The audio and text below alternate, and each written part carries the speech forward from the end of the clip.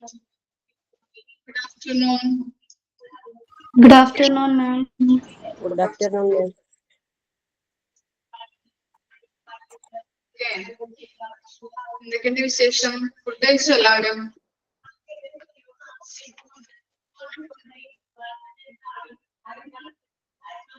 കടിക്കെന്തോരായി? Revision start ചെയ്തോ?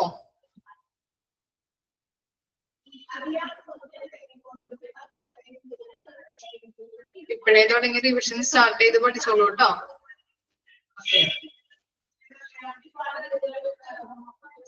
നമ്മൾ ഇനി വെബ് ബ്രൗസേഴ്സ് തുടങ്ങിയല്ലേ എടുക്കേണ്ടത്? ഇന്റർനെറ്റ് എടുത്ത് കഴിഞ്ഞൂല്ലേ? ഓക്കെ, കഴിഞ്ഞു. സ്റ്റാർട്ട് ചെയ്യാം നമുക്ക്.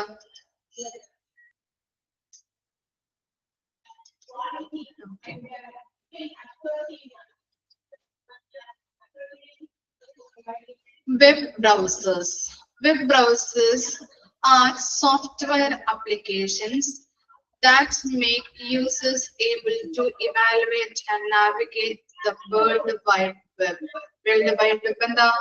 www. അല്ലേ? www എന്ന് പറഞ്ഞാല് വേൾഡ് വൈഡ് വെബ് ആണ്. ജസ്റ്റ് ഒന്ന് അടയാളപ്പെടുത്തിയത്. They provide a graphical user interface. Fifth point പറഞ്ഞില്ലേ? അഞ്ചാമത്തെ പോയിന്റ് പറഞ്ഞിട്ടുണ്ടായിരുന്നല്ലോ മിസ്. പറഞ്ഞില്ലേ മിസ്?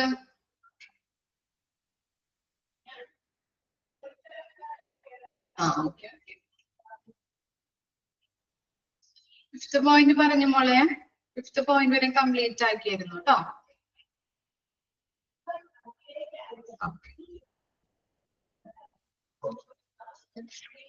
ഇപ്പൊ നോക്കിയേ, world wide web. They provide a graphical user interface for individuals to interact with websites, search for information, and consume online content. Examples are Google Chrome, Mozilla Firefox. Here are some important points about the web browsers. അല്ലേ? എന്താണ് web browser എന്ന് പറഞ്ഞാൽ? എന്താണ്? കമ്പ്യൂട്ടറുകളും അതുപോലെ നമ്മുടെ mobile ഫോൺസുകളും ഉപയോഗിച്ചുകൊണ്ട് ചില ഇൻഫർമേഷൻസും അതുപോലെ തന്നെ പബ്ലിക് ആയിട്ടുള്ള വെബ്സൈറ്റുകളും ആക്സസ് ചെയ്യാൻ പറ്റുന്ന ഒന്നാണ് വെബ് ബ്രൗസർ എന്ന് പറഞ്ഞാല്. കമ്പ്യൂട്ടറുകളും അതുപോലെ തന്നെ മൊബൈൽ ഫോണുകളും ഉപയോഗിച്ചുകൊണ്ട് ചില ഇൻഫർമേഷൻസ് അതുപോലെ തന്നെ പബ്ലിക് ആയിട്ടുള്ള വെബ്സൈറ്റുകൾ അല്ലെങ്കിൽ എന്താണ് വെബ്സൈറ്റുകൾ നമുക്ക് ആക്സസ് ചെയ്യാനായിട്ട് പറ്റുന്നതാണ് ഈ വെബ് ബ്രൗസർ എന്ന് പറഞ്ഞാല്. അതുപോലെ തന്നെ എന്താണ് നമ്മൾ പറഞ്ഞു അല്ലെ, www എന്ന് പറഞ്ഞാൽ എന്താണ്? വേൾഡ് വൈഡ് വെബ് ആണ്. ഈ വേൾഡ് വൈഡ് വെബിൽ നിന്ന് ഇങ്ങനെയുള്ള ഇത്തരത്തിലുള്ള ഇൻഫർമേഷൻസ് നമ്മൾ ആക്സസ് ചെയ്യാനായിട്ട് പറ്റുന്നുണ്ട്. അതിന് എക്സാമ്പിൾ ആയിട്ട് പറയുന്നത് എന്താണ്? ഗൂഗിൾ ക്രോംസ് ഉണ്ട്, അതുപോലെ തന്നെ മോക്സില്ല ഫയർഫോക്സ്, അത്തരത്തിലുള്ളതാണ് അതിന് എക്സാമ്പിൾ ആയിട്ട് പറയുന്നത്. അങ്ങനെ പല ഇൻഫർമേഷൻസും കിട്ടാൻ വേണ്ടിയിട്ട് നമ്മൾ ഉപയോഗിക്കുന്ന ഒരു സെർച്ചിങ് ടൂൾ ആണ് വെബ് ബ്രൗസർ എന്ന് പറഞ്ഞാല്. എന്താ പറഞ്ഞത്? വെബ് ബ്രൗസർ നമുക്കറിയാം അല്ലെ? എന്താ മിസ് പറഞ്ഞത്? വെബ് ബ്രൗസർ എന്ന് പറഞ്ഞാല് കമ്പ്യൂട്ടറുകളും മൊബൈൽ ഫോൺസുകളും ഉപയോഗിച്ച് ചില ഇൻഫർമേഷൻസ് അതുപോലെ പബ്ലിക് ആയിട്ടുള്ള വെബ്സൈറ്റുകളൊക്കെ ആക്സസ് ചെയ്യാനായിട്ട് സാധിക്കുന്നുണ്ട്. ഇത്തരത്തില് ആക്സസ് ചെയ്യാൻ ഉപയോഗിക്കുന്ന ഒരു സോഫ്റ്റ്വെയർ ആണ് ഇത് വെബ് ബ്രൗസർ എന്ന് പറഞ്ഞാല്. അതുപോലെ തന്നെ നമ്മൾ പറഞ്ഞു world wide web. World wide വെബിനെ ആക്സസ് ചെയ്യാനായിട്ട് വെബ് ബ്രൗസർ ഉപയോഗിച്ചുകൊണ്ട് സാധിക്കുന്നുണ്ട്. അതുപോലെ തന്നെ ഇതിന് എക്സാമ്പിൾ ആണ് എന്ത്? ഗൂഗിൾ ക്രോംസ്, മോക്സില്ല ഫയർഫോക്സ് ഒക്കെ. അതുപോലെ തന്നെ ഒരു സെർച്ചിങ് ടൂൾ ആണെന്ന് നമുക്ക് പറയാനായിട്ട് സാധിക്കുന്നുണ്ട്. 3 കാര്യങ്ങളാണ് കേട്ടോ പറഞ്ഞത്. മനസ്സിലായോ? 3 കാര്യങ്ങളും വെബ് ബ്രൗസർ എന്ന് പറഞ്ഞാല്. ഒന്നുകൂടി പറയണോ? വെബ് ബ്രൗസർ എന്ന് പറഞ്ഞാല് കമ്പ്യൂട്ടറുകളും അതുപോലെ തന്നെ എന്താണ് മൊബൈൽ ഫോണുകളും ഉപയോഗിച്ചുകൊണ്ട് ചില ഇൻഫർമേഷൻസുകൾ, അതുപോലെ പബ്ലിക് വെബ്സൈറ്റുകൾ ആക്സസ് ചെയ്യാൻ സാധിക്കും. ഇത്തരത്തിൽ ആക്സസ് ചെയ്യാനായിട്ട് ഉപയോഗിക്കുന്ന ഒരു സോഫ്റ്റ്വെയർ ആണ്, അല്ലെങ്കിൽ സോഫ്റ്റ്വെയർ അപ്ലിക്കേഷൻസ് ആണ് വെബ് ബ്രൗസർ എന്ന് പറഞ്ഞാല്. അതുപോലെ വെബ് ബ്രൗസർ ഉപയോഗിച്ചുകൊണ്ടാണ് വേൾഡ് വൈഡ് വെബിനെ ആക്സസ് ചെയ്യാനായിട്ട് പറ്റുന്നത്. ഗൂഗിൾ ക്രോം, മോക്സില്ല ഫയർഫോക്സ് ഒക്കെ അതിന് എക്സാമ്പിൾ ആണ്. അതുപോലെ ഇത്തരത്തിലുള്ള ഇൻഫർമേഷൻ കിട്ടാൻ വേണ്ടി നമ്മൾ സെർച്ച് ചെയ്യുന്ന ഒരു സെർച്ചിങ് ടൂള് എന്ന് നമുക്ക് പറയാനായിട്ട് പറ്റുന്നുണ്ട്. വെബ് ബ്രൗസറിനെ ഒരു സെർച്ചിങ് ടൂൾ ആയിട്ട് നമുക്ക് പറയാനായിട്ട് സാധിക്കുന്നുണ്ട്. ക്ലിയർ ആയോ? ഇനി അതിന്റെ ഇമ്പോർട്ടൻറ്റ് പോയിന്റ്സ് ആണ് താഴെ കൊടുത്തിരിക്കുന്നത്. User interface, rendering, web pages, tabbed browsing. First point ആണ് യൂസർ ഇന്റർഫേസ്. വെബ്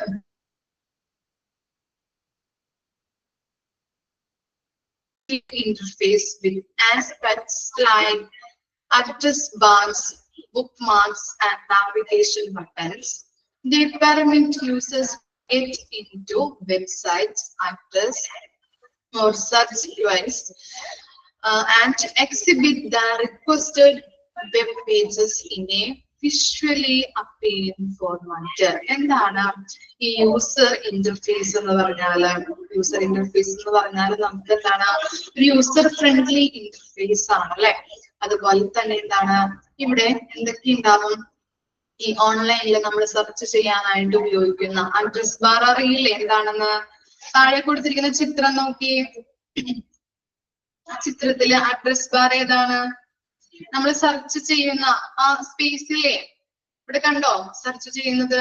നമ്മൾ സെർച്ച് ചെയ്യുന്നത് അല്ലെ, അതാണ് അഡ്രസ് ബാർ എന്ന് പറഞ്ഞാല്. അതുപോലെ ബുക്ക് മാർക്ക് കണ്ടില്ലേ? ബുക്ക് മാർക്ക് സ്റ്റാറിന്റെ ചിഹ്നം ഇട്ടിട്ട് കണ്ടില്ലേ? അതാണ് ബുക്ക് മാർക്ക്. അതുപോലെ തന്നെ പലതരത്തിലുള്ള ആരോസ് നമ്മൾ കാണാറുണ്ട് അല്ലെ. ആരോസ് അതിനെയാണ് നാവിഗേഷൻ ബട്ടൺ എന്ന് പറയുന്നത്. കണ്ടോ ഇവിടെ കണ്ട് ഇങ്ങനെയുള്ള ആരോസുകള് കണ്ടോ ഇവിടെയൊക്കെ കണ്ടില്ലേ? അതിനെയാണ് നാവിഗേഷൻ ബട്ടൺ എന്ന് പറയുന്നത്. ക്ലിയർ ആയോ? അഡ്രസ് ബാർ, അതുപോലെ തന്നെ ബുക്ക് മാർക്കുകള്, നാവിഗേഷൻ ബട്ടൺസ്. അപ്പൊ ഇങ്ങനെയൊക്കെ എന്തിലുണ്ടാവും? ഓരോ വെബ് ബ്രൗസറിൽ ഉണ്ടാവും. നമ്മൾ സെർച്ച് ചെയ്യാനായിട്ട് ഉപയോഗിക്കുന്ന അതായിട്ടുള്ള എന്താണ് ഉപയോഗിക്കാനായിട്ടുള്ള ആസ്പെക്ട്സുകളാണ് എന്ത്? അഡ്രസ് ബാർസ്, അതുപോലെ നാവിഗേഷൻ ബട്ടൺസ്, അതുപോലെ എന്താണ് ബുക്ക് മാർക്കുകൾ. ഇതൊക്കെ ഉപയോഗിച്ച് അല്ലെങ്കിൽ ഇതിലൊക്കെ ക്ലിക്ക് ചെയ്ത് കഴിഞ്ഞിട്ടുണ്ടെങ്കിൽ നമുക്ക് എന്താണ് നമ്മൾ സെർച്ച് ചെയ്തതായിട്ടുള്ള ഇൻഫർമേഷൻസ് ഓപ്പൺ ആയിട്ട് വരാനായിട്ട് ഹെൽപ്പ് ചെയ്യുന്നുണ്ട്. നമ്മൾ എന്താണ് നമ്മൾ തിരിയുന്ന ഇൻഫർമേഷൻസ് അത് ഓപ്പൺ ആയിട്ട് വരാനായിട്ട് ഹെൽപ്പ് ചെയ്യുന്നു. കിട്ടിയോ? മനസ്സിലായോ? User interface.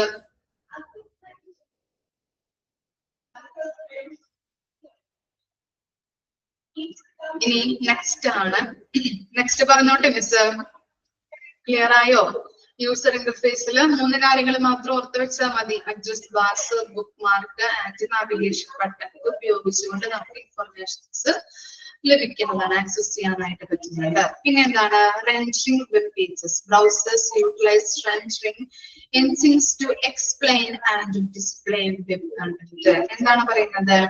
നമ്മൾ തിരയുന്ന കാര്യം എന്താണോ അത് വിഷ്വലി അപ്പീലിംഗ് ആയിട്ടുള്ള രീതിയിൽ യൂസറിന് മുൻപിൽ ഡിസ്പ്ലേ ചെയ്യാനായിട്ട് സഹായിക്കുന്നതാണ് റെൻഡറിംഗ് വെബ് പേജ് എന്ന് പറയുന്നത്. എന്താണ് റെൻഡറിംഗ് വെബ് പേജ് എന്ന് പറയുന്നത്? നമ്മൾ തിരയുന്ന കാര്യം എന്താണോ അത് വിഷ്വലി അപ്പീലിംഗ് ആയ രീതിയിൽ യൂസറിന് മുൻപിൽ ഡിസ്പ്ലേ ചെയ്യുന്നു. അതാണ് റെൻഡറിംഗ് വെബ് പേജ്. നമുക്ക് എന്താണ് വിഷ്വലി അല്ലെ, ഇമേജസുകളൊക്കെ ആയിട്ട് കിട്ടില്ലേ നമുക്ക്? അതാണ് കേട്ടോ റെൻഡറിംഗ് വെബ് പേജ്.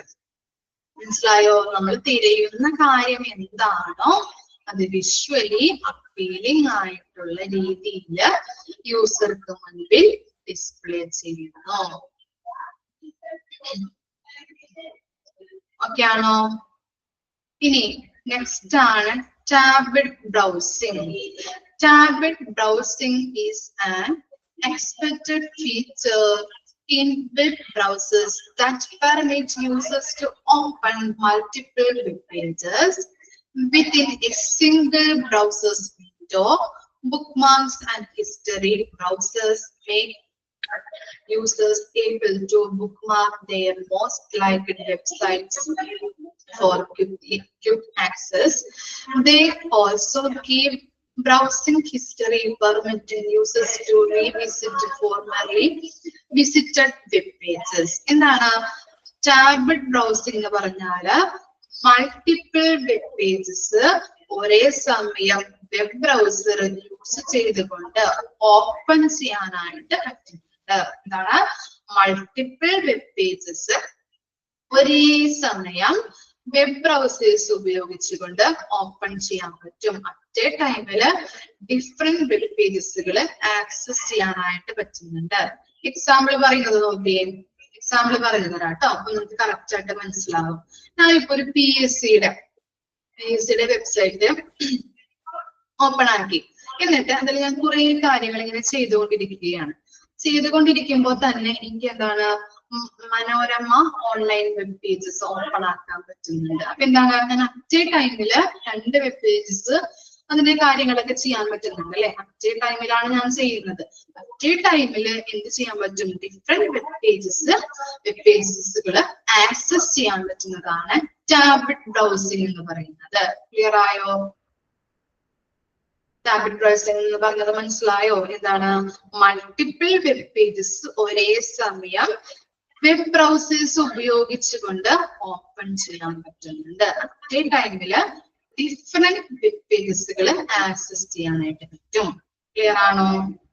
ഞാൻ പി എസ് സിയുടെ വെബ് പേജുകൾ ഓപ്പൺ ചെയ്തിട്ട് അതിൽ കുറെ കാര്യങ്ങൾ ചെയ്തുകൊണ്ടിരിക്കുമ്പോൾ തന്നെ ഞാൻ ഇത് ചെയ്യുന്നുണ്ട്, Manorama online web page open ആക്കിയിട്ട് ഇതിൽ ഞാൻ കുറെ കാര്യങ്ങൾ എനിക്ക് ചെയ്യാൻ പറ്റുന്നുണ്ട്. അപ്പൊ അതും എന്താണ് അറ്റ് എ ടൈം ആണല്ലേ ഞാൻ ചെയ്യുന്നത്. അതാണ് ടാബഡ് ബ്രൗസിംഗ് എന്ന് പറയുന്നത്. മനസ്സിലാവുന്നുണ്ടോ? ഡൗട്ട് വരുന്നുണ്ടോ? ഓക്കെ, ഇനി എന്താണ് സെക്യൂരിറ്റി ആൻഡ് പ്രൈവസി.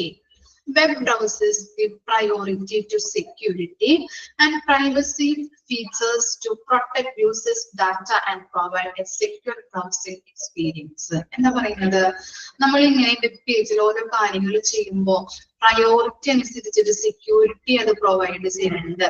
നിങ്ങൾ ശ്രദ്ധിച്ചിട്ടുണ്ടാവും, നിങ്ങൾ സെർച്ച് ചെയ്യുമ്പോൾ HTTP/ എന്നൊക്കെ പറഞ്ഞിട്ട് വരുന്നത് കണ്ടിട്ടില്ലേ? നിങ്ങള് ശ്രദ്ധിച്ചിട്ടുണ്ടോ? HTTPS/ എന്നൊക്കെ പറഞ്ഞിട്ട് വരുന്നത്. അത് എന്താണ്? അതാണ് അതിന്റെ സെക്യൂരിറ്റി ആയിട്ട് പറയുന്നത്. അത് കാണിക്കുന്നത് എന്താണ്? സെക്യൂരിറ്റി എന്നാണ്. സെക്യൂരിറ്റി പ്രൊവൈഡ് ചെയ്യുന്നുണ്ട്. ഓക്കെ, അതാണ് സെക്യൂരിറ്റി ആൻഡ് പ്രൈവസിയിൽ പറയുന്നത്. അതിന് പ്രയോറിറ്റി അനുസരിച്ച് നമ്മൾ സെർച്ച് ചെയ്യുന്നതിന്റെ ആ പ്രയോറിറ്റിയില് സെക്യൂരിറ്റി കൊടുക്കുന്നുണ്ട് അതിന്. അപ്പോ സെക്യൂരിറ്റി എങ്ങനെയാണ് കാണിക്കുന്നത്? ഓരോ വെബ്സൈറ്റിലൊക്കെ HTTPS/ എന്ന് പറഞ്ഞിട്ട് വരുന്ന അതിനെയാണ് നമ്മൾ സെക്യൂരിറ്റി എന്ന് പറയുന്നത്. ഇനി നോക്കി, ഈ ഷോർട്ടിൽ കൊടുത്തിട്ടുണ്ടല്ലോ, ചെറിയ പാരഗ്രാഫ് ആക്കി കൊടുത്തിരിക്കുന്നത് നോക്കിയേ. Popular web browsers consist of Google Chrome, Mozilla Firefox, Apple Safari, Microsoft Edge and Opera. അല്ലെ, എന്താണ് പോപ്പുലർ ആയിട്ടുള്ള വെബ് ബ്രൗസേഴ്സ് ആണ്. ഇത് ഏതൊക്കെയാണ്? ഇമ്പോർട്ടന്റ് ആണ് കേട്ടോ. ഗൂഗിൾ ക്രോം ഉണ്ട്, മോസില്ല ഫയർഫോക്സ്, അതുപോലെ ആപ്പിൾ സഫാരി, പിന്നെ എന്താണ് Microsoft edge, last one Opera. Okay, important ആയിട്ടുള്ള പോപ്പുലർ വെബ് ബ്രൗസേഴ്സ് ആണ്. Users have the flexibility to select the browser that best suit their friends' needs and platform of choice. അപ്പൊ എന്താണ്, ഓരോ യൂസേഴ്സിനും പലതരത്തിലുള്ള ചോയ്സിൽ അവർക്ക് വെബ് ബ്രൗസേഴ്സ് ചൂസ് ചെയ്യാനായിട്ട് പറ്റും അല്ലെ. അവരുടെ ഇഷ്ടത്തിനനുസരിച്ച്, അവരുടെ ഫ്രണ്ട്സ് അവരുടെ ആവശ്യങ്ങൾക്കനുസരിച്ചിട്ട് അവർക്ക് എന്താണ് ഓരോ രീതിയിലുള്ള അവരുടെ ഇഷ്ടത്തിനനുസരിച്ച് ഓരോ വെബ് ബ്രൗസേഴ്സ് ചൂസ് ചെയ്യാൻ പറ്റും. ചിലർക്ക് എന്താണ്, ചിലപ്പോൾ ക്രോം ആയിരിക്കാം ഇഷ്ടം, അല്ലെങ്കിൽ ചിലർക്ക് ഒപ്പേര ആയിരിക്കാം, അല്ലെങ്കിൽ എന്താണ് മൈക്രോസോഫ്റ്റ് എഡ്ജ് ആയിരിക്കാം. അപ്പോൾ ഓരോരുത്തരുടെ ഇഷ്ടത്തിനനുസരിച്ച് അവരുടെ ചോയ്സ് അനുസരിച്ചിട്ട് ഓരോ വെബ് ബ്രൗസറും ചൂസ് ചെയ്യാനായിട്ട് പറ്റുന്നുണ്ട്. ഇത്തരം കാര്യങ്ങളാണ് വെബ് ബ്രൗസറിൽ പറയുന്നത് കേട്ടോ. ജസ്റ്റ് ഒന്ന് വായിച്ചു നോക്കിയേ.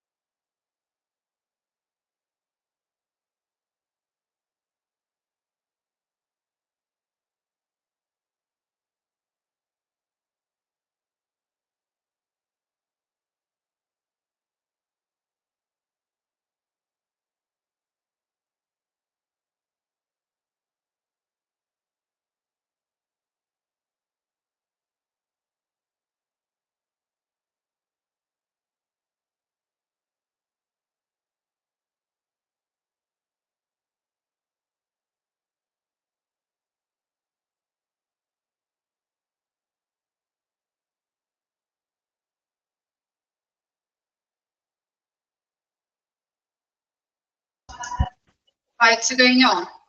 ഡൗട്ട് വരുന്നുണ്ടോ? ക്ലിയർ ആണോ വെബ് ബ്രൗസേഴ്സ്? ഇനി നെക്സ്റ്റ് ടോപ്പിക് ആണ് ഓൺലൈൻ സെക്യൂരിറ്റി. ഓൺലൈൻ സെക്യൂരിറ്റി ഇക്കാലത്ത് നമ്മൾ ഇപ്പോഴും എല്ലാവരും എന്താണ് ഓൺലൈൻ മാധ്യമങ്ങൾ യൂസ് ചെയ്യുന്ന ആൾക്കാരാണ് അല്ലെ. നിങ്ങൾ എന്തിനൊക്കെ വേണ്ടിയിട്ടാണ് ഓൺലൈൻ മാധ്യമം യൂസ് ചെയ്യുന്നത്? എന്തിനൊക്കെയാണ് നമ്മൾ യൂസ് ചെയ്യാറ്?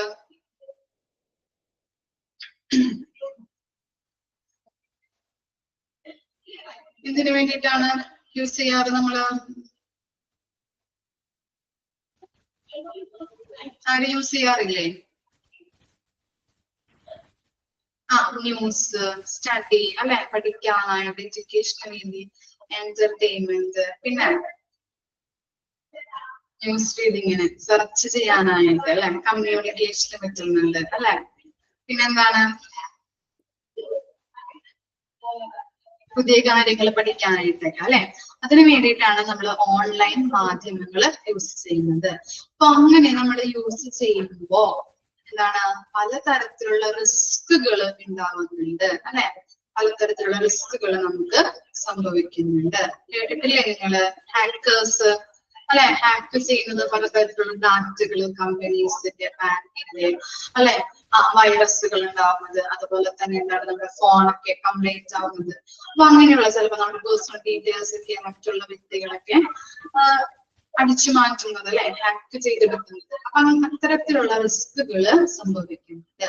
നമ്മൾ ഓൺലൈൻ മാധ്യമങ്ങൾ യൂസ് ചെയ്യുമ്പോ അങ്ങനെയുള്ള പലതരത്തിലുള്ള റിസ്കുകള്, മൂന്നാമത് ഒരാള് പറഞ്ഞ് നമ്മുടെ ഡീറ്റെയിൽസ്, പേഴ്സണൽ ഡീറ്റെയിൽസ്, അല്ലെങ്കിൽ ബാങ്ക് അക്കൗണ്ട് ഡീറ്റെയിൽസ്, ബാങ്ക് അക്കൗണ്ടിന്റെ കാര്യങ്ങളൊക്കെ എന്താണ് ഹാക്ക് ചെയ്ത് കൊണ്ടുപോകാറുണ്ട്. അപ്പൊ അത്തരത്തിലുള്ള റിസ്കുകളെ കുറിച്ചാണ് നമ്മൾ ഇനി പഠിക്കാൻ പോകുന്നത്.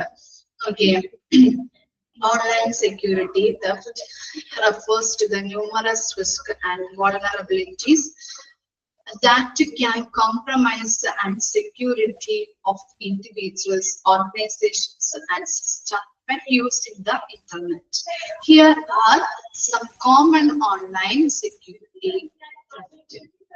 threats. Okay, അപ്പൊ കോമൺ ആയിട്ടുള്ള ഓൺലൈൻ സെക്യൂരിറ്റി ത്രെറ്റ്സ് ാണ് നമ്മൾ ഇനി പഠിക്കാൻ പോകുന്നത്. ഫസ്റ്റ് വൺ എന്താണ്? മാൾവയർ.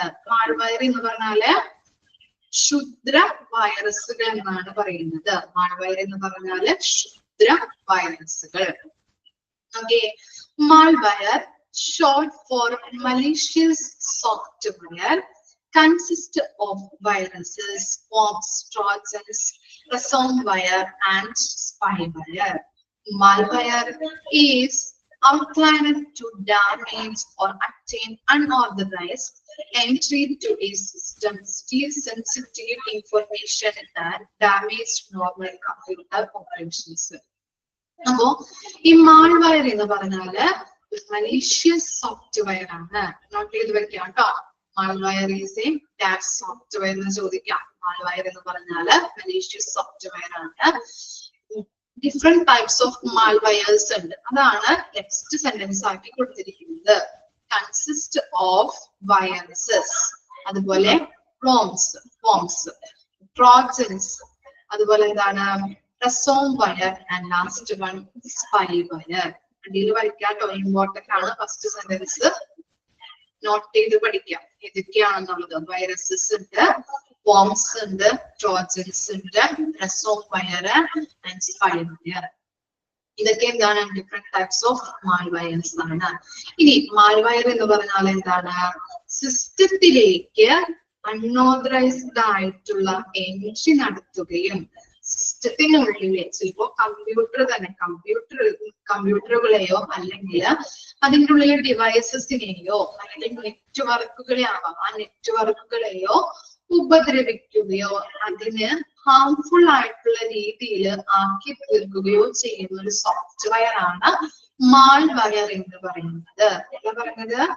സിസ്റ്റത്തിലേക്ക് അൺഓതറൈസ്ഡ് ആയിട്ടുള്ള എൻട്രി നടത്തി കമ്പ്യൂട്ടറുകളെയോ നെറ്റ്വർക്കുകളെയോ കമ്പ്യൂട്ടർ ഡിവൈസസുകളെയോ ഉപദ്രവിക്കുന്നതോ അതിനെ ഹാംഫുൾ ആയിട്ടുള്ള രീതിയിൽ ആക്കി തീർക്കുന്നതോ ആയിട്ടുള്ള സോഫ്റ്റ്വെയർ ആണ് മാൾവെയർ എന്ന് പറയുന്നത്. കിട്ടിയോ?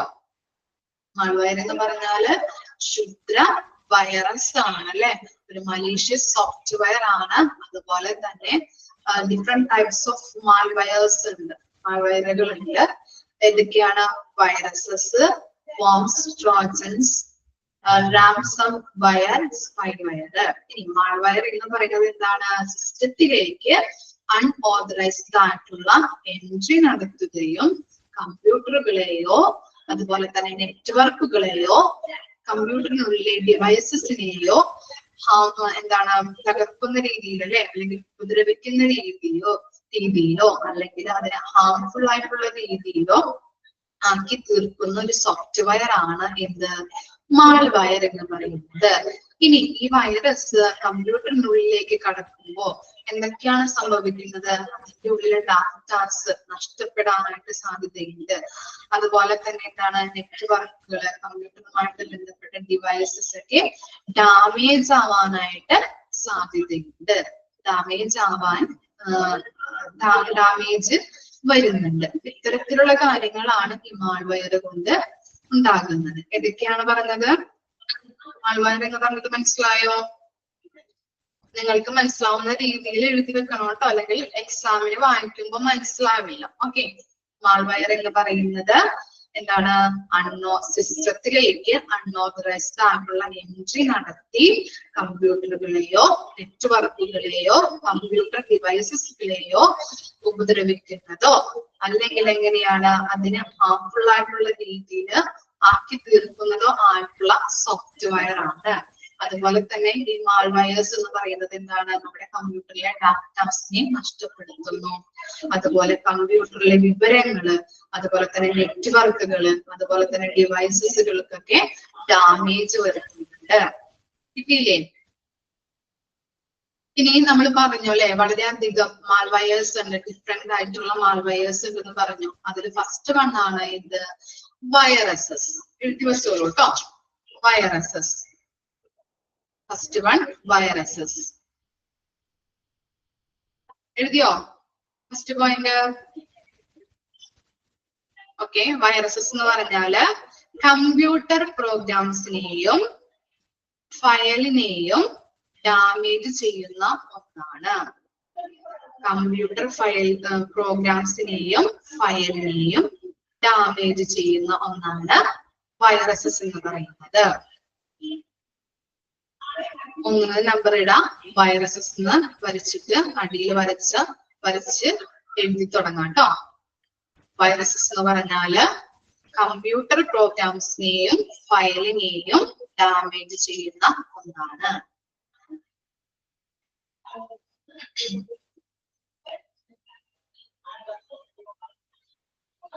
എഴുതിയോ? എല്ലാവർക്കും കിട്ടിയോ എന്താണെന്നുള്ളത്? വൈറസസ് മനസ്സിലായോ? കമ്പ്യൂട്ടർ പ്രോഗ്രാംസിനെയും ഫയലിനെയും ഡാമേജ് ചെയ്യുന്ന ഒന്നാണ് വൈറസസ് എന്ന് പറയുന്നത്. ഇനി നെക്സ്റ്റ് ആണ് വോംസ്. വോംസ് കമ്പ്യൂട്ടർ നെറ്റ്വർക്കുകളെ ഡാമേജ് ചെയ്യുന്ന ഒന്നാണ് വോംസ്. കമ്പ്യൂട്ടർ നെറ്റ്വർക്കുകളെ ഡാമേജ് വരുത്തുന്നു.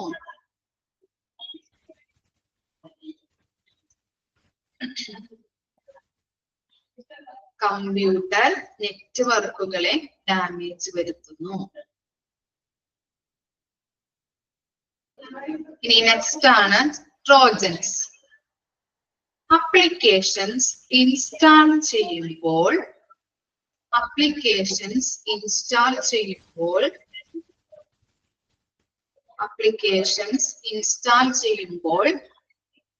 നമ്മുടെ മൊബൈലിലോ കമ്പ്യൂട്ടറിലോ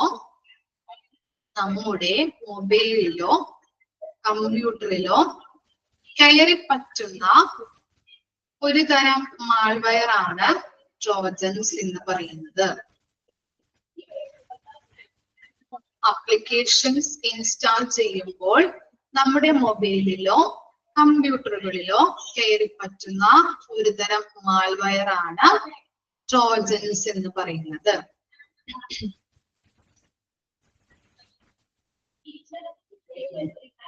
നെക്സ്റ്റ് ആണ് ransomware.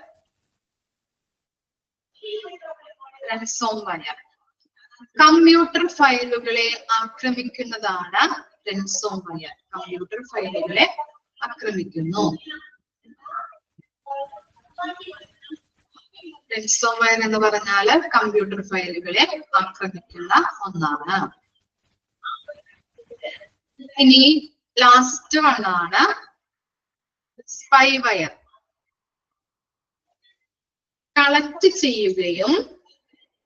കളക്ട് ചെയ്യുകയും സ്റ്റോർ ചെയ്യുകയും ചെയ്ത ഡാറ്റാസിനെ നശിപ്പിക്കുന്നു. കളക്ട് ചെയ്യുകയും സ്റ്റോർ ചെയ്യുകയും ചെയ്ത ഡാറ്റാസിനെ നശിപ്പിക്കുന്നു.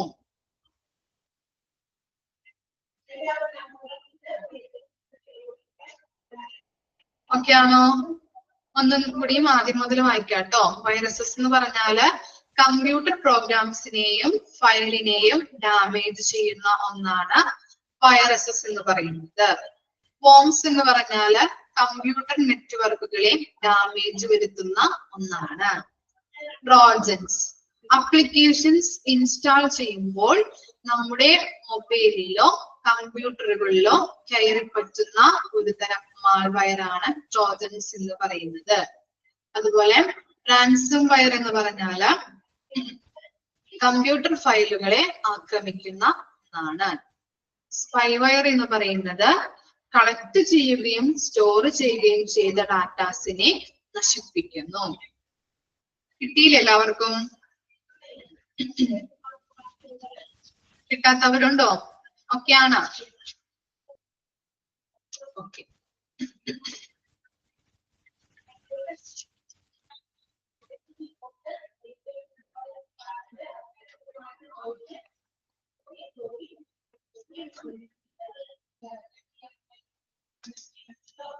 ജസ്റ്റ് ഒന്ന് വായിച്ചു നോക്കിയേ മാൾവെയർ എന്താണെന്ന്. ഡൗട്ട് ഉണ്ടെങ്കിൽ ചോദിച്ചോളൂ കേട്ടോ.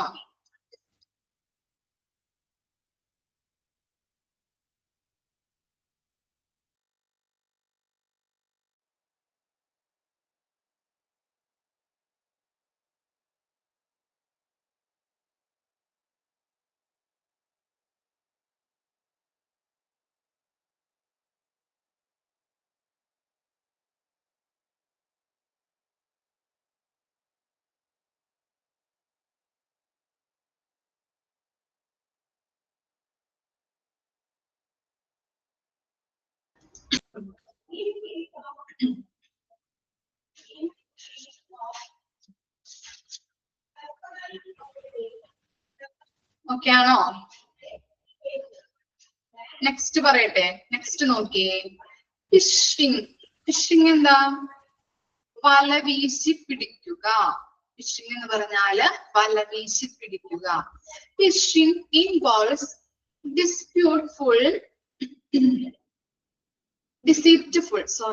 deceitful attempt to deceive users into providing sensitive informations like password, credit card details, or personal data. Phishing attacks often take the form of deceptive emails, website, or messages that imitate legitimate entities, tracking users into revealing their information. So phishing എന്ന് പറഞ്ഞാൽ എന്താണ്? വല വീശി പിടിക്കുക അല്ലെ. Phishing എന്ന് പറയുന്നത് ഒരു വ്യക്തിയുടെ സെൻസിറ്റീവ് ഇൻഫർമേഷൻസ് ചോർത്തുകയോ പരസ്യപ്പെടുത്താൻ പ്രേരിപ്പിക്കുകയോ ചെയ്യുന്നതാണ് ഫിഷിംഗ് എന്ന് പറയുന്നത്. എന്താ പറഞ്ഞത്? ഒരു വ്യക്തിയുടെ സെൻസിറ്റീവ് ഇൻഫർമേഷൻസ് ചോർത്തുകയോ പരസ്യപ്പെടുത്താൻ പ്രേരിപ്പിക്കുന്നതോ ആണ് ഫിഷിംഗ് എന്ന് പറയുന്നത്. പലതരത്തിലാവാം അല്ലെ ഇങ്ങനെ ഇൻഫർമേഷൻസ് ചോർത്തുന്നത്. എങ്ങനെയൊക്കെ ആവാം? ഫേക്ക് വെബ്സൈറ്റിലൂടെ ആവാം, അല്ലെങ്കിൽ ഫേക്ക് ആയിട്ടുള്ള മെയിൽസ് അയക്കുന്നതിലൂടെ ആവാം, അല്ലെങ്കിൽ എന്താണ് ഫേക്ക് മെസ്സേജിലൂടെ ആവാം. നിങ്ങൾക്ക് ഇപ്പോ ഒരു ആഡ് ഒക്കെ കണ്ടിട്ടുണ്ടാവുമല്ലോ നിങ്ങള്, ഇന്ന നമ്പറിൽ നിന്ന് അല്ലെങ്കിൽ ഇന്ന മെസ്സേജ് വരുമ്പോ ചിലപ്പോൾ ബാങ്ക് അക്കൗണ്ട് നമ്പർ അല്ലെങ്കിൽ നിങ്ങളുടെ ആധാർ നമ്പർ ഒക്കെ ചോദിച്ചിട്ട് പല മെസ്സേജുകൾ വരാറുണ്ട്. അപ്പൊ അത് കാണുമ്പോൾ നിങ്ങൾ കൊടുക്കരുത് എന്നൊക്കെ പറഞ്ഞിട്ടുള്ള ആഡ്സുകൾ കണ്ടിട്ടുണ്ടോ നിങ്ങള്? കണ്ടിട്ടില്ലേ നിങ്ങള്? അഡ്വർടൈസ്മെന്റ് ഉണ്ടായിരുന്നല്ലോ, പരസ്യം ഉണ്ടായിരുന്നു, ശ്രദ്ധിച്ചിട്ടുണ്ടാവും. ഇനി മുതൽ ശ്രദ്ധിക്കുക കേട്ടോ. അപ്പൊ അങ്ങനെയുള്ള ആഡ്സുകൾ ഇറങ്ങിയിട്ടുണ്ട്. അപ്പൊ എന്താണ്, അങ്ങനെ നമ്മൾ പറ്റിക്കപ്പെടാതിരിക്കാൻ വേണ്ടിയിട്ടാണ് അങ്ങനെയുള്ള ആഡ്സുകൾ അവർ ഇറക്കുന്നത്. അപ്പോ ഇവിടെ ഫിഷിംഗ് എന്ന് പറഞ്ഞാൽ എന്താണ്? ഒരു വ്യക്തിയുടെ സെൻസിറ്റീവ് ആയിട്ടുള്ള കോൾ ചെയ്യുമ്പോൾ പറഞ്ഞു കൊടുക്കരുത്, അങ്ങനെ അതന്നെ ആ പരസ്യമാണ് കേട്ടോ. വിളിക്കുമ്പോ പറഞ്ഞു കൊടുക്കരുത്, ബാങ്ക് അക്കൗണ്ട് നമ്പർ ഒക്കെ ചോദിച്ച് വിളിക്കും നമ്മൾ. അപ്പൊ അങ്ങനെ പറഞ്ഞു കൊടുക്കാൻ പാടില്ല എന്ന രീതിയിലാണ് അവര് ആക്ച്വലി പറയുന്നത് കേട്ടോ. അപ്പൊ അങ്ങനെ ഈ ഫിഷിംഗ് എന്ന് പറഞ്ഞാൽ എന്താണ്? ഒരു വ്യക്തിയുടെ സെൻസിറ്റീവ് ഇൻഫർമേഷൻസ് ചോർത്തുകയോ അല്ലെങ്കിൽ പരസ്യപ്പെടുത്താനായിട്ട് പ്രേരിപ്പിക്കുന്നതോ ആണ് ഫിഷിംഗ് എന്ന് പറയുന്നത്. പലതരത്തില് ഇൻഫർമേഷൻസ് നമുക്ക് അവർക്ക് ഹാക്ക് ചെയ്യാനായിട്ട് പറ്റും അല്ലെ. എങ്ങനെയൊക്കെയാണ്? ഫേക്ക് വെബ്സൈറ്റിലൂടെ, അല്ലെങ്കിൽ ഫേക്ക് മെയിൽ അയക്കുന്നതിലൂടെ, അല്ലെങ്കിൽ എന്താണ് ഫേക്ക് ആയിട്ടുള്ള മെസ്സേജ് അയക്കുന്നതിലൂടെയൊക്കെ അവർക്ക് ഇൻഫർമേഷൻസ് ഹാക്ക് ചെയ്യാനായിട്ട് പറ്റും. അപ്പോ അങ്ങനെയുള്ള കാര്യങ്ങളിനെയാണ് ഫിഷിംഗ് എന്നതുകൊണ്ട് ഉദ്ദേശിക്കുന്നത്. ക്ലിയർ ആയോ? നിങ്ങൾക്ക് മനസ്സിലാവുന്ന രീതിയിൽ എഴുതി വെക്കാട്ടോ, പിന്നീട് അത് വായിക്കുമ്പോ മനസ്സിലാവില്ല. ഫിഷിംഗ് എന്ന് പറഞ്ഞാല് വല വീശി പിടിക്കുക, ഒരു വ്യക്തിയുടെ സെൻസിറ്റീവ് ഇൻഫർമേഷൻസ് ചോർത്തുകയോ പരസ്യപ്പെടുത്താൻ പ്രേരിപ്പിക്കുന്നതോ ആണ് ഫിഷിംഗ് എന്ന് പറയുന്നത്. പലതരത്തില് ഇങ്ങനെ ഹാക്ക് ചെയ്യാനായിട്ട് പറ്റുന്നുണ്ട്. ഇതിലൊക്കെയാണ് ഫേക്ക് മെസ്സേജ് അയക്കുന്നതിലൂടെ, ഫേക്ക് ഇമെയിൽ അയക്കുന്നതിലൂടെ, ഫേക്ക് വെബ്സൈറ്റിലൂടെ ഒക്കെ പലതരത്തില് ഇൻഫർമേഷൻസ് ചോർത്താനായിട്ട് ഇടവരുന്നുണ്ട്. ഓക്കെ ആണോ? ഫിഷിംഗ് മനസ്സിലായില്ലേ?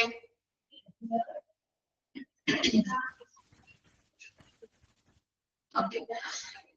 ഇനി എന്താണ് identity theft?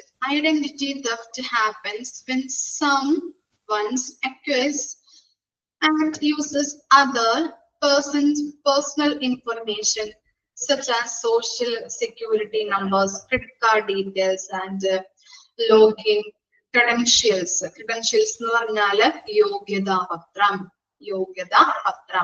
Without their permission, these can end in financial losses, unauthorized entry to account, and damage to an individual's reputation. എന്താ പറയുന്നത്?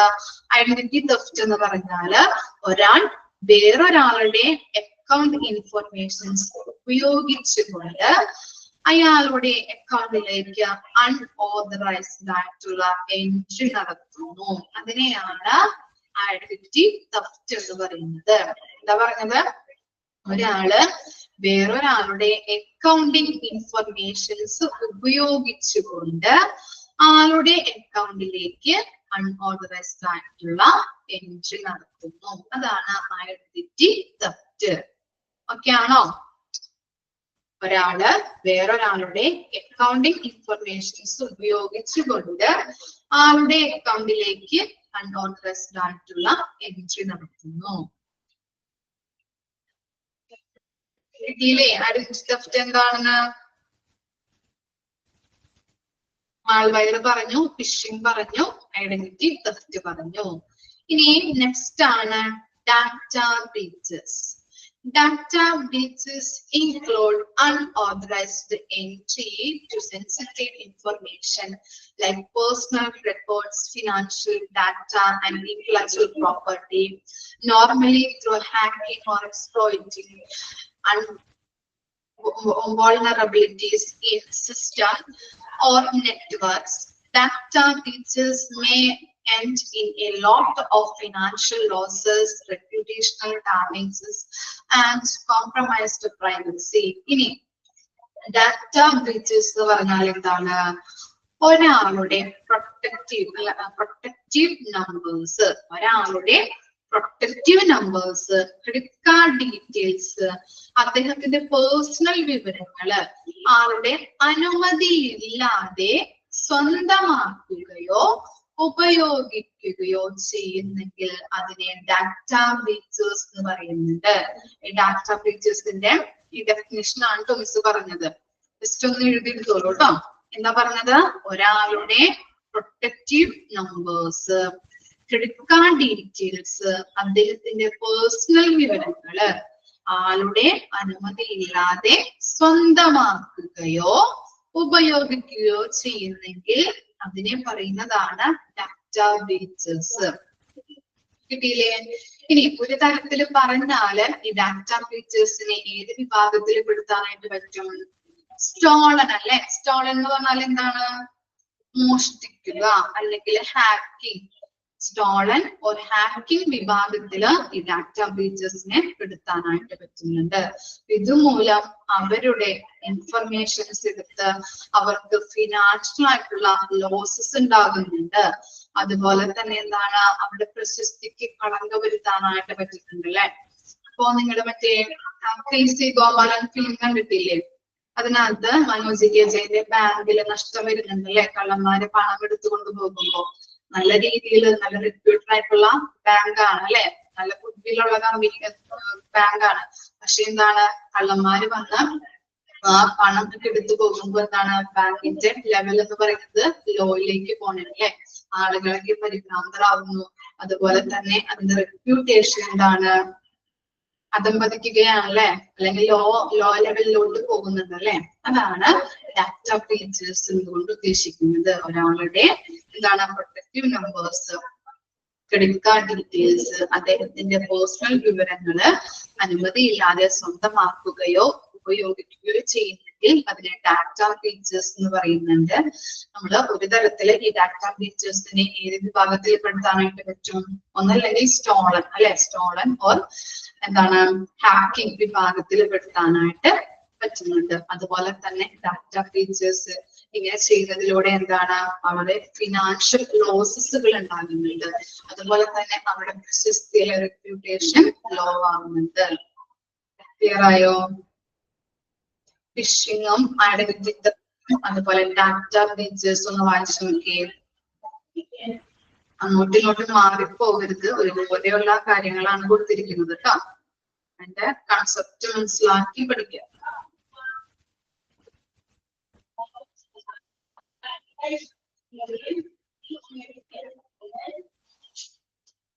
ആ 3 കാര്യങ്ങളൊന്ന് വായിച്ചു നോക്കട്ടോ.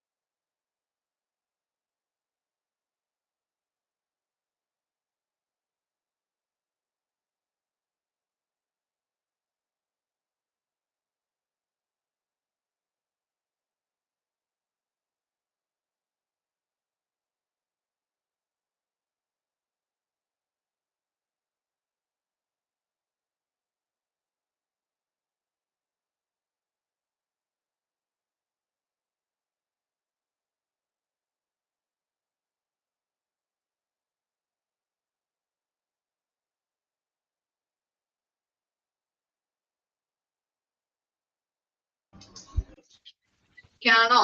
3 കാര്യങ്ങൾ വായിച്ചു നോക്കിയോ? ഡൗട്ട് ഉണ്ടോ?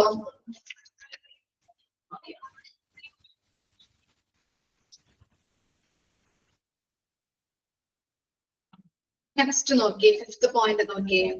Man in the middle attacks. Expand MITM ചോദിക്കാം കേട്ടോ. ഇമ്പോർട്ടന്റ് ആണ്. Expand MITM. Okay, man in the middle attacks. Man in the middle attacks include intercepting and changing communications between two parties without their knowledge. Attacks can overhear, modify, and ingest spiteful content into the communication, potentially compromising sensitive information or handling the exchange. എന്താണ് man in the middle attacks എന്ന് പറഞ്ഞാല്? തന്ത്രപരമായി വിവരങ്ങൾ മോഷ്ടിക്കുന്നതിനായി രണ്ട് പാർട്ടീസുമായുള്ള അല്ലെങ്കിൽ രണ്ട് parties തമ്മിലുള്ള ആശയവിനിമയത്തെ തടസ്സപ്പെടുത്തുന്ന സൈബർ അറ്റാക്ക് ആണ് അല്ലെങ്കിൽ സൈബർ ആക്രമണമാണ് man in the middle attacks എന്ന് പറഞ്ഞാല്. തന്ത്രപരമായി വിവരങ്ങൾ മോഷ്ടിക്കുന്നതിനായി രണ്ട് പാർട്ടീസ് തമ്മിലുള്ള ആശയവിനിമയത്തെ തടസ്സപ്പെടുത്തുന്ന സൈബർ ആക്രമണമാണ് man in the middle attacks എന്ന് പറഞ്ഞാല്. ഇപ്പോ ഫോർ എക്സാമ്പിൾ പറയുകയാണെന്നുണ്ടെങ്കിൽ ബാങ്ക് മാനേജറും കസ്റ്റമറും തമ്മിൽ സംസാരിക്കുമ്പോ ആ കസ്റ്റമറുടെ വിവരങ്ങള് ചിലപ്പോ എന്താണ് അക്കൗണ്ടിംഗ് ഡീറ്റെയിൽസ് ആവാം, അല്ലെങ്കിൽ ആധാർ നമ്പർ, അങ്ങനെയുള്ള കാര്യങ്ങളാവും അവര് തമ്മിൽ സംസാരിക്കുന്നത്. അപ്പോ മൂന്നാമതൊരാള് വന്നിട്ട് ആ ഫോണിലൂടെ അവര് സംസാരിക്കുമ്പോ മൂന്നാമതൊരാള് ഹാക്ക് ചെയ്യുന്നുണ്ട് ആ കസ്റ്റമേഴ്സിന്റെ ഡീറ്റെയിൽസ്. അപ്പൊ ചിലപ്പോ ഇപ്പോ എന്താണ് ബാങ്ക് മാനേജർ ചോദിക്കുന്ന ചോദ്യങ്ങൾക്കായിരിക്കില്ല ആ കസ്റ്റമർ ഉത്തരം പറയുന്നത്. അപ്പൊ അങ്ങനെയുള്ള കാര്യങ്ങള് അയാള് ചോദിക്കുന്ന ചോദ്യങ്ങൾക്ക് ഓപ്പോസിറ്റ് ആയിട്ടോ അങ്ങനെയുള്ള മറുപടി ആയിരിക്കും കൊടുക്കുന്നത്. അത് ആ കമ്മ്യൂണിക്കേഷൻ തടസ്സപ്പെടുത്തുന്നുണ്ട്. ചിലപ്പോ ആ ബാങ്ക് മാനേജർ ചോദിക്കുന്ന ചോദ്യങ്ങള് ഇയാൾ കേൾക്കുന്നത് വേറെ തരത്തിലാവാം. ഹാക്ക് ചെയ്തിട്ടാണ് അങ്ങനെ സംഭവിക്കുന്നത്. അയാൾക്ക് എന്ത് ചെയ്യാം? ഈ കസ്റ്റമറുടെ കയ്യിൽ നിന്ന് അയാളുടെ അക്കൗണ്ട് ഡീറ്റെയിൽസ്, ആധാർ നമ്പർ, അങ്ങനെയുള്ള കാര്യങ്ങളൊക്കെ ഹാക്ക് ചെയ്തെടുക്കാനായിട്ട് പറ്റുന്നുണ്ട്. അപ്പൊ അതാണ് man in the middle attacks എന്നതുകൊണ്ട് ഉദ്ദേശിക്കുന്നത്. ക്ലിയർ ആയോ? രണ്ട് പാർട്ടീസ് തമ്മില് കമ്മ്യൂണിക്കേഷൻ നടത്തുമ്പോൾ അവരുടെ ആ കമ്മ്യൂണിക്കേഷനെ തടസ്സപ്പെടുത്തിക്കൊണ്ട് ഉള്ളൊരു സൈബർ ആക്രമണമാണ് എന്ത് man in the middle attacks എന്ന് പറയുന്നത്. ക്ലിയർ ആണോ? മനസ്സിലായോ? നിങ്ങൾക്ക് മനസ്സിലാവുന്ന രീതിയിൽ എഴുതി വെക്കണം കേട്ടോ, അല്ലെങ്കിൽ വായിക്കുമ്പോ മനസ്സിലാവില്ല. തന്ത്രപരമായി വിവരങ്ങൾ മോഷ്ടിക്കുന്നതിനായി രണ്ട് പാർട്ടീസുമായുള്ള അല്ലെങ്കിൽ രണ്ട് പാർട്ടീസ് തമ്മിലുള്ള ആശയവിനിമയത്തെ തടസ്സപ്പെടുത്തുന്ന സൈബർ അറ്റാക്ക് ആണ് man in the middle attacks. Okay okay ആണോ? ഡൗട്ട് ഉണ്ടോ? ഓക്കെ ആണ് അല്ലെ? ഇനി നോക്കിയേ 6th point, password attacks. Password attacks aim to attain unauthorized entry into accounts by cracking and bypassing password security. Common techniques consist of brute force attacks, dictionary attacks, and credential stuffing, where attacks use stolen or leaked password from other sources to attain unauthorized access. അപ്പോ password attacks എന്ന് പറഞ്ഞാൽ എന്താണ്? Password security track ചെയ്യുകയോ മറികടക്കുകയോ ചെയ്തുകൊണ്ട് അനധികൃതമായിട്ട് access ചെയ്യാനായിട്ടുള്ള ശ്രമങ്ങളാണ് password attack എന്ന് പറയുന്നത്. എന്താ പറഞ്ഞത്? പാസ്വേഡ് സെക്യൂരിറ്റി ട്രാക്ക് ചെയ്യുകയോ മറികടക്കുകയോ ചെയ്തുകൊണ്ട് അനധികൃതമായ ആക്സസ് നേടാനായിട്ടുള്ള ശ്രമങ്ങളാണ് പാസ്വേഡ് അറ്റാക്ക് എന്ന് പറയുന്നത്. 3 രീതിയിലാണ് ഈ പാസ്വേഡ് അറ്റാക്ക് ഉള്ളത്. നോക്കിയേ, ബ്രൂട്ട് ഫോഴ്സ് അറ്റാക്ക് ഉണ്ട്, ഡിക്ഷണറി അറ്റാക്ക് ഉണ്ട്, ക്രെഡൻഷ്യൽ സ്റ്റഫിംഗ് ഉണ്ട്. ഇനി ബ്രൂട്ട് ഫോഴ്സ് എന്ന് പറഞ്ഞാൽ എന്താണ്? എഴുതിയെടുത്തോളൂ കേട്ടോ. ബ്രൂട്ട് ഫോഴ്സ് എന്ന് പറഞ്ഞാല് പാസ്വേഡ് അറ്റാക്ക് എഴുതിയോ മക്കള്? എക്സാം നോട്ട് എഴുതിയോ?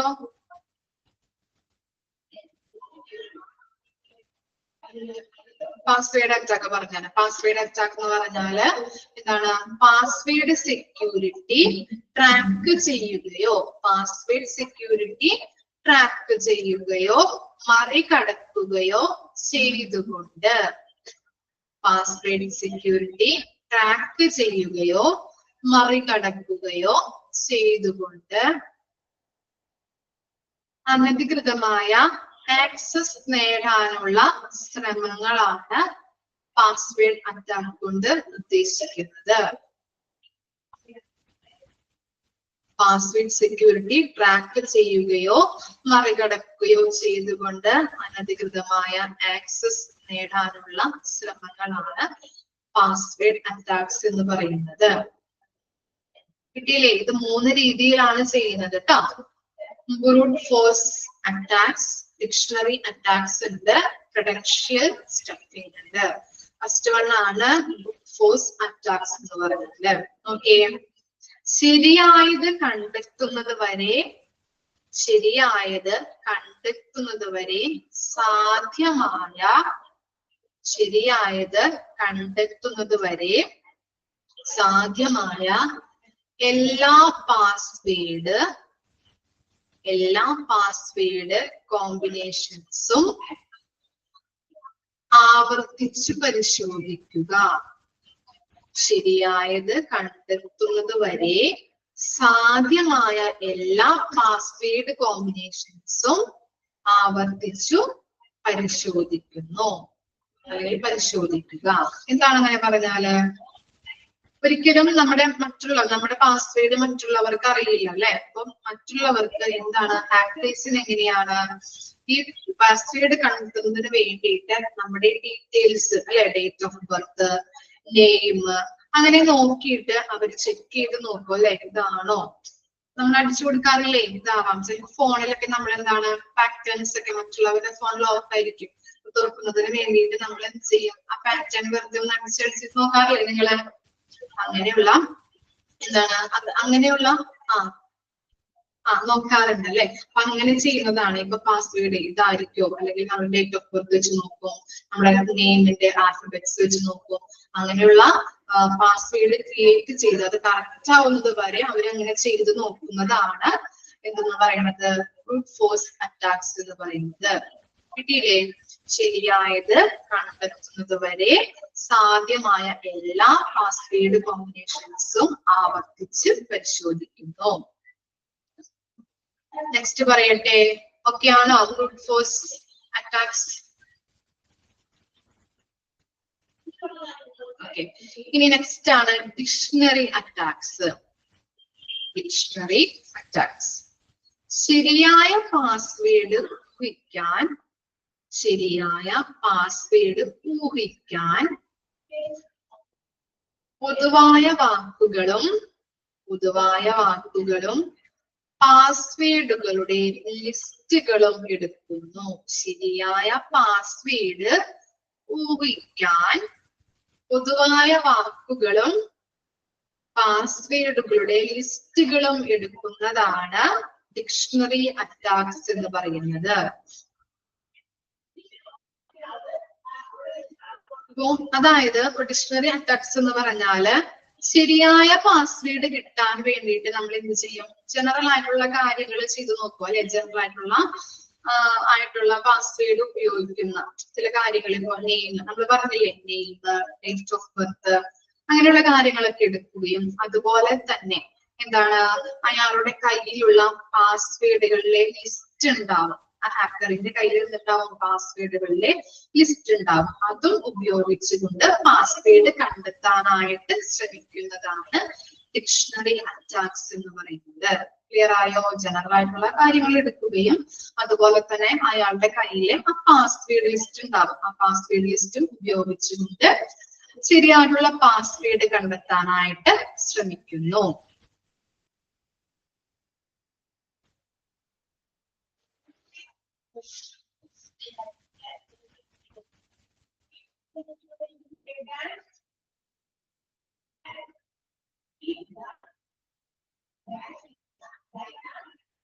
കിട്ടിയോ ഡിക്ഷണറി അറ്റാക്സ്? മനസ്സിലായോ?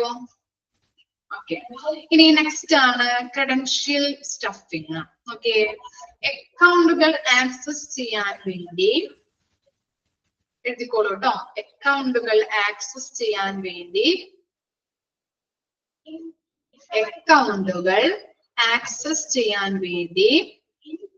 മോഷ്ടിച്ചതോ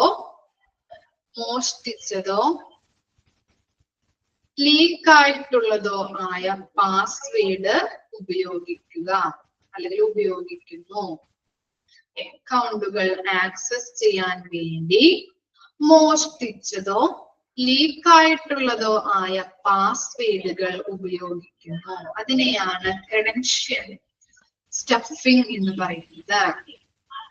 ക്രെഡൻഷ്യൽ സ്റ്റഫിംഗ് എന്ന് പറയുന്നത് അക്കൗണ്ടുകൾ ആക്സസ് ചെയ്യാൻ വേണ്ടി മോഷ്ടിച്ചതോ ലീക്ക് ആയിട്ടുള്ളതോ ആയ പാസ്വേഡുകൾ ഉപയോഗിക്കുന്നു. ഇപ്പൊ ഞാൻ ഒരാളുടെ പാസ്വേഡ് ക്രിയേറ്റ് ചെയ്യാൻ വേണ്ടിയിട്ട് ഞാൻ മുമ്പ് മോഷ്ടിച്ചതോ അല്ലെങ്കിൽ ലീക്ക് ആയിട്ടുള്ളതോ ആയിട്ടുള്ള പാസ്വേഡുകൾ ക്രിയേറ്റ് ചെയ്യുന്നു, ഉപയോഗിച്ചിട്ട് ക്രിയേറ്റ് ചെയ്യുന്നു. അതാണ് ക്രെഡൻഷ്യൽ സ്റ്റഫിംഗ്. ഞാൻ മുമ്പ് മോഷ്ടിച്ചതും അതുപോലെ തന്നെ എന്താണ് ലീക്ക് ആയിട്ടുള്ളതോ ആയിട്ടുള്ള പാസ്വേഡുകളും ഉപയോഗിച്ചുകൊണ്ട് പുതിയ ഒരെണ്ണം ക്രിയേറ്റ് ചെയ്യാനായിട്ട് ശ്രമിക്കുന്നു. കിട്ടിയില്ലേ? അക്കൗണ്ടുകൾ ആക്സസ് ചെയ്യാൻ വേണ്ടി മോഷ്ടിച്ചതോ ലീക്ക് ആയിട്ടുള്ളതോ ആയ പാസ്വേഡുകൾ ഉപയോഗിക്കുന്നു.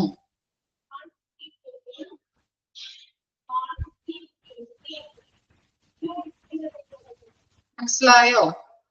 ക്രെഡൻഷ്യൽ സ്റ്റഫിംഗ് അല്ലെ? ക്ലിയർ ആയില്ലേ? 3 കാര്യങ്ങളും നമ്മൾ പഠിച്ചത്. പാസ്വേഡ് അറ്റാക്കില് 3 കാര്യങ്ങളാണ്. Brute force attacks, dictionary attacks ഉണ്ട്, ലാസ്റ്റ് വൺ ക്രെഡൻഷ്യൽ സ്റ്റഫിംഗ് ഉണ്ട്. ഓക്കെ, ഇത്രയും വരെ മിസ് എടുക്കുന്നുള്ളൂ. 2 പോയിന്റും കൂടി ഉണ്ട്. അപ്പൊ അത് അടുത്ത ക്ലാസ്സിൽ എടുക്കാം കേട്ടോ. ഇത്ര വരെ പഠിച്ചിട്ട് വരാം. ഓക്കെ ആണോ? Okay, thank you.